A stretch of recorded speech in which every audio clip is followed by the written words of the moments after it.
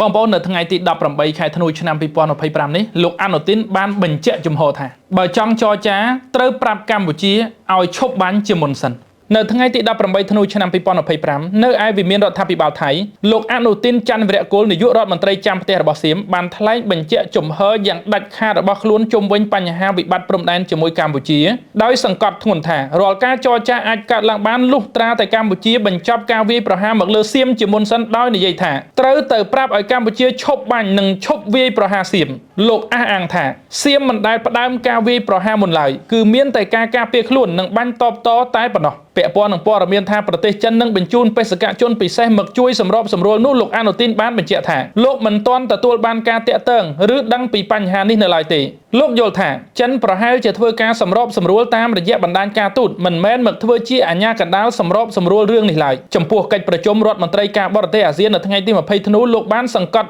ចំពោះកិច្ចប្រជុំរដ្ឋមន្ត្រីការបរទេសអាស៊ាននៅថ្ងៃទី22ធ្នូលោកបានយល់ព្រមឲ្យរដ្ឋមន្ត្រីការបរទេសសៀមទៅចូលរួមនៅទីក្រុងកាឡាឡាំពួរតាមការស្នើសុំរបស់លោកអាន់វ៉ាអ៊ីប្រាហ៊ីមដរាបណា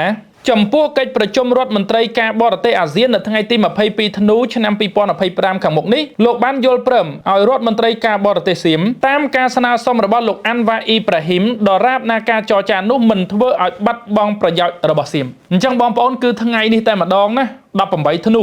2025សម្រាប់បងប្អូនដែលចង់បានប្រភេទទូរស័ព្ទដៃ iPhone 17 series គ្រប់ទំហំគ្រប់ជីនិងគ្រប់កូដប្រទេសលើកលែងតែប្រទេសថៃបងប្អូនអាចមករកបាននៅហាងទូរស័ព្ទដៃគ្នាយើងគ្រប់សាខាចំពោះសេវាកម្មគឺមានច្រើនជម្រើសសម្រាប់បងប្អូនអាចធ្វើការទិញដាច់បៃដូបង់រំលោះឬក៏ជួសជុលនៅហាងទូរស័ព្ទដៃគ្នាយើងបានគេបញ្ជាក់សារជាថ្មីហើយបើសិនជាសហរដ្ឋអាមេរិកក្តីចិនក្តីម៉ាឡេស៊ីក្តីចង់ឲ្យមានបទឈប់បាញ់ទាល់តែឲ្យមកប្រាប់កម្ពុជាឈប់បាញ់ជាមុនសិនខ្ញុំនៅតែនិយាយដដែលថាភាសាថោកទាបបែបនេះមិនមាននរណាម្នាក់អាចនិយាយបានក្រៅពីក្រុមបណ្ដាញកម្ពុជាចៅសៀមទេពូចៅសៀមមួយណាក៏ដោយសុទ្ធតែអាចនិយាយភាសាថោកទាបទាំងអស់នេះបានត្រឡប់មកវិញមិនបាច់និយាយភាសាថោកទាបបែបនេះនោះទេសូមបញ្ជូនផ្កាយរណបនិងចាប់រូបភាពវីដេអូឲ្យបង្ហាញជាសាធារណៈចប់មិនបាច់តប៉ែព្រោះក្រុមលោកព្យាយាមធ្វើរឿងតប៉ែដើម្បីមានហេតុផលបង្កសង្គ្រាមមានហេតុផលដើម្បីឈ្លានពានកម្ពុជានៅក្នុងវីដេអូមួយនេះខ្ញុំមិនបាច់និយាយច្រើនទេព្រោះដោយសារបុគ្គលច័ន្ទវរៈគុលស្អីនេះក៏ដូចជាក្រុមក្រសួងការពារជាតិអ្នកនាំពាក្យក្រសួងការពារជាតិអ្នកនាំពាក្យខាង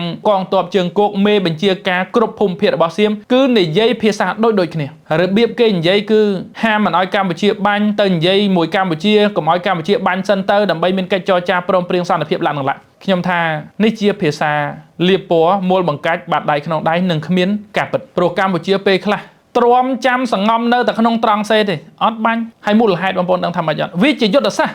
អីយុទ្ធសាស្ត្រយើងមិនចង់បង្កសង្គ្រាមតាមរយៈនៃការតបតបែបហិង្សាបែបយោធាទេយើងចង់ឲ្យមានការចរចាឲ្យមានសន្តិភាពត្រឡប់មកវិញហើយយើងក៏ចង់បង្ហាញទៅអន្តរជាតិដែរថាកម្ពុជាមិនមែនជាអ្នកបង្កសង្គ្រាមមួយនេះទេកម្ពុជាចង់បានតែសុខតែប៉ុណ្ណោះតែសៀមមិនឲ្យយើងសុខអរគុណបងប្អូនជម្រាបលា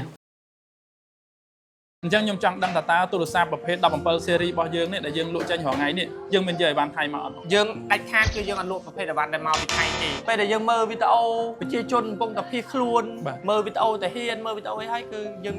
បដិញ្ញាថាចំណេញច្រើនដែរក៏យើងអត់លក់ដែរសម្រាប់បងប្អូនដែលចង់បាន iPhone 17 series មាន iPhone 17 iPhone 17 Pro Pro Max iPhone 17 Air បងប្អូនអាចអញ្ជើញមកហាងទូរស័ព្ទដៃគ្នាយើងបានហើយបើសិនជាបងប្អូនចង់បានប្រភេទធានាមួយឆ្នាំបងប្អូនអាចអញ្ជើញមកគ្នាយើង VIP បានសម្រាប់សេវាកម្មបងប្អូនអ្នកគ្នាអាចមកធ្វើការទិញទូរស័ព្ទនៅគ្នាយើងដោយទិញដាច់ក៏បានវាយដូរក៏បានបង់រំលោះក៏បានហើយបងប្អូនក៏អាចមកជួសជុលទូរស័ព្ទដៃគ្រប់ប្រភេទនៅហាងទូរស័ព្ទដៃគ្នាយើងបានផងដែរគ្នាយើងមាន4សាខាផ្សេងគ្នាដែលសាខាទី1គឺគ្នាយើង KY Store នៅជាប់ជាមួយនឹងគុលស្ពានអាកាស7មករាគ្នាយើងសាខាទី2គឺគ្នាយើង VIP ចុះពីស្ពានអាកាស7មករាមកចំនួន100ម៉ែត្រនៅខាងឆ្វេងដៃសាខាទី3 Store គ្នាយើងនៅកែងផ្សារកាប់គោចិត្តវិមានឯករាជ្យសាខាទី4គ្នាយើង Eon គឺនៅទល់មុខនឹងផ្សារទំនើប Eon មួយតែម្ដង